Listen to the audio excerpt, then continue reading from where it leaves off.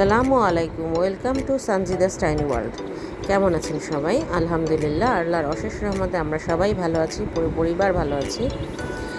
Last Eid ভেকেশনে আমরা গিয়েছিলাম Indonesia, বালিতে। এটা আসলে আমাদের প্রি প্ল্যান করাই ছিল, না হলে দেখা যাচ্ছে এয়ার টিকিট, ভিসা প্রসেস এগুলো একটু আগেই করতে হয়। তো সেই প্ল্যান অনুযায়ী আমরা টিকিট কাটি, ভিসা হয়ে যায়। আমরা থাই এয়ারলাইন্স হয়ে থাইল্যান্ড ট্রানজিট হয়ে আমরা ইন্দোনেশিয়া পৌঁছাই।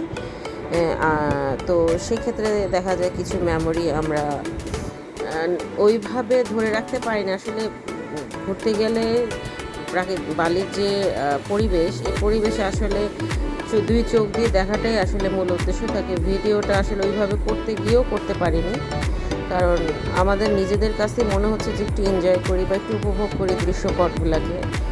আবার কখন আসি বা না আসি তো বলা যায় না। তো সেই অনুযায়ী যাওয়া।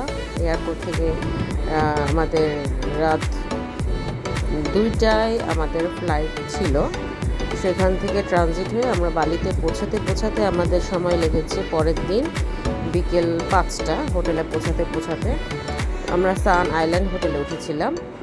এটা হচ্ছে আপনার কুটাতে।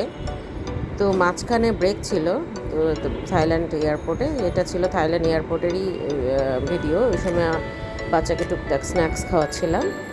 যেহেতু 10-12 ঘন্টার একটা জার্নি, সেক্ষেত্রে একটু খাওয়ায় বাচ্চাকে রিল্যাক্স করায় বেড়াতে নিতে হয়, কারণ ছোটো বাচ্চা নিয়ে জার্নি করাটা আসলেই টাফ। সেক্ষেত্রে একটু ম্যানেজ করে চলতে হয় আর কি। তো যাই হোক, আশা করছি ব্লগটা আপনারা এনজয় করবেন। ফার্স্ট ব্লগ হিসাবে এটা আমাদের জার্নির একটু হোটেলের ব্লগ। তো সবাই ভালো থাকবেন, আমাদের জন্য দোয়া করবেন, ব্লগটা দেখবেন, ভালো লাগে সাবস্ক্রাইব করবেন আর দোয়া রাখবেন, পাশে থাকবেন। আসসালামু আলাইকুম।